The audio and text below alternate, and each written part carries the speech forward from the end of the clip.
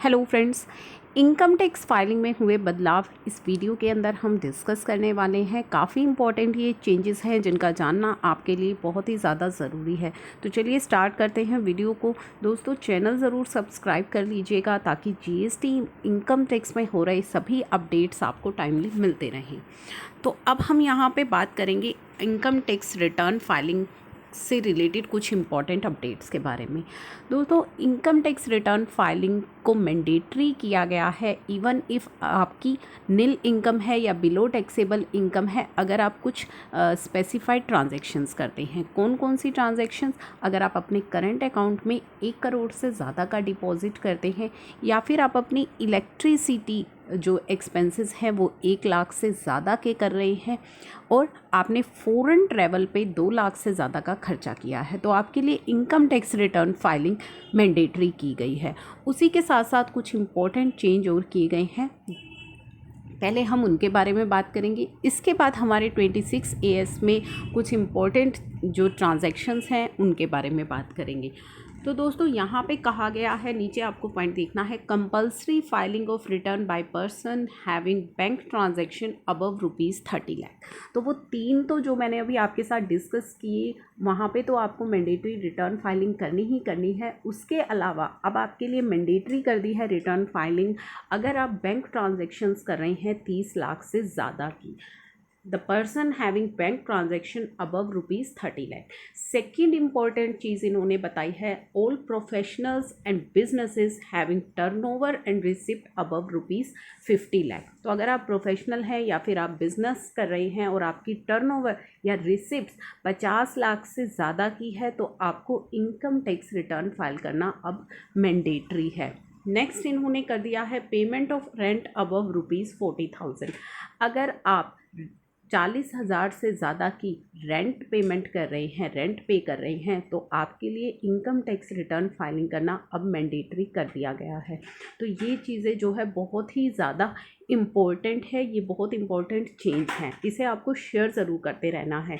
साथ ही नीचे इन्होंने एक इम्पोर्टेंट नोट और दिया है, deduction and collection of tax at higher rate for non filer of return.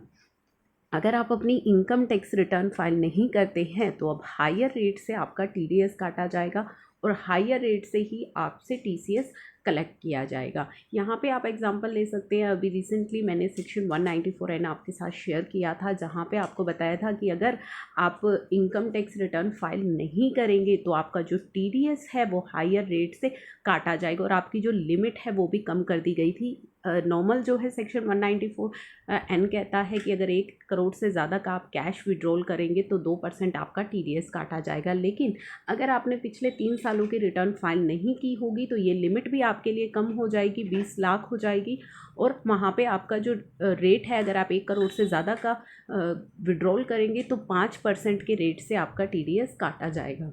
तो ये चीज़ें उन्हीं को क्लैरिफाई है, काफ़ी सारी चीज़ों में आपका जो TDS है अब वो हायर रेट से काटा जाएगा अगर आप रिटर्न फाइल नहीं करेंगे।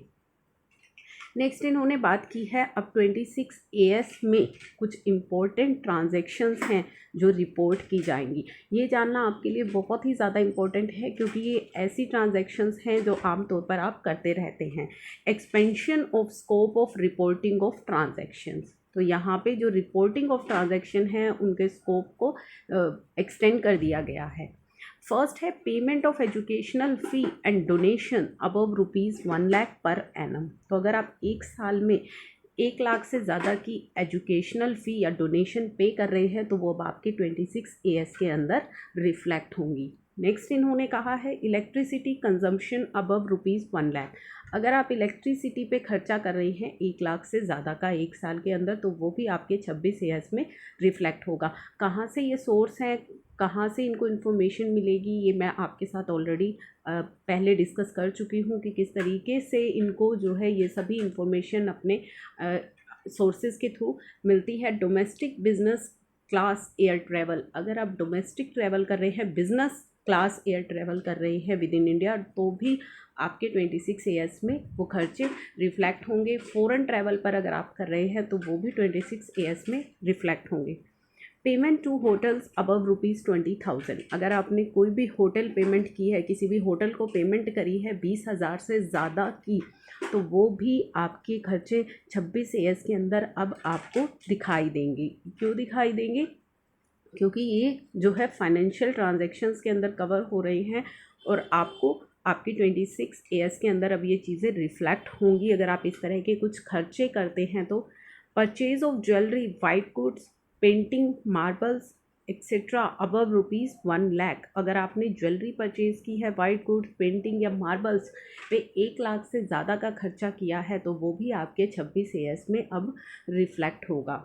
Deposit and credit in current account above ₹50 lakh, को डिपॉजिट किया है आपने या क्रेडिट हुए हैं आपके करंट अकाउंट में 50 लाख से ज़्यादा, तो वो भी आपके 26 AS में अब रिफ्लेक्ट होंगे। यानी कि अब आपकी जो टैक्स चोरी है या जो आप फाइनेंशियल ट्रांजैक्शन करते हैं लेकिन अपनी इनकम टैक्स रिटर्न के अंदर रिपोर्ट नहीं करते हैं, अब वो सभी चीज़ें वहाँ पे आपको दिखाई देंगी। तो आपकी टैक्स चोरी जो है वो अब ऑलमोस्ट बंद ही होने वाली है। Deposit and credit in non current account above ₹25 lakh, तो करंट अकाउंट की हमने बात की 50 लाख तक के, और नॉन करंट अकाउंट में अगर 25 लाख से ज़्यादा आपकी डिपॉजिट हो रही हैं या क्रेडिट हो रहे हैं तो वो सभी अब आपकी फाइनेंशियल ट्रांजैक्शन रिपोर्ट होने वाली हैं आपकी 26 AS के अंदर। Payment of property tax above ₹20,000 per annum, अगर प्रॉपर्टी टैक्स पे आपने पेमेंट की है 20,000 से ज़्यादा की पर एनम साल के अंदर, तो वो भी रिफ्लेक्ट होंगी आपकी 26 AS के अंदर। लाइफ इंश्योरेंस प्रीमियम अबव ₹50,000, तो अब आप लाइफ इंश्योरेंस की पेमेंट कर रहे हैं, प्रीमियम पे कर रहे हैं 50,000 से ज़्यादा का, तो वो भी रिफ्लेक्ट होगा। अगर आप हेल्थ इंश्योरेंस प्रीमियम पे कर रहे हैं 20,000 से ज़्यादा का, तो वो भी अब आपके 26 AS के अंदर रिफ्लेक्ट होने वाला है। शेयर ट्रांजैक्शन, कोई शेयर्स में आपने ट्रांजैक्शन की है, डीमेट अकाउंट अगर है, बैंक लॉकर्स हैं, तो वो भी अब आपकी सारी इन्फॉर्मेशन आपके 26 AS के अंदर रिफ्लेक्ट होने वाली है। 26 AS में अब आप देख पाएंगे वो सभी फाइनेंशियल ट्रांजैक्शन जो आपने विद इन द ईयर की है, क्योंकि काफ़ी सारी ट्रांजैक्शंस है आप रिपोर्ट नहीं करते हैं या फिर आपसे स्किप हो जाती हैं, तो उसके लिए अब इन सभी ट्रांजैक्शन को आपके 26 AS में इंक्लूड किया गया है कि आपके 26 AS में ये सारी ट्रांजैक्शन रिफ्लेक्ट होंगी, ताकि आपसे कोई ट्रांजैक्शन मिस हो जाए तो आप वहाँ पे देख सकते हैं कि कौन कौन सी ट्रांजैक्शंस आपने विद इन अ ईयर की है जिन्हें फाइनेंशियल ट्रांजैक्शंस में कवर किया गया है। तो ये है काफ़ी इम्पॉर्टेंट वीडियो दोस्तों, इसे शेयर ज़रूर करते रहिएगा बाकी लोगों के साथ भी, क्योंकि ये इन्फॉर्मेशन सभी के लिए बहुत ही ज़्यादा मैंडेटरी है।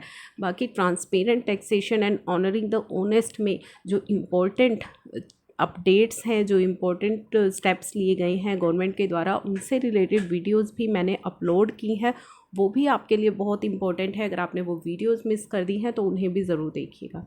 Thank you for watching.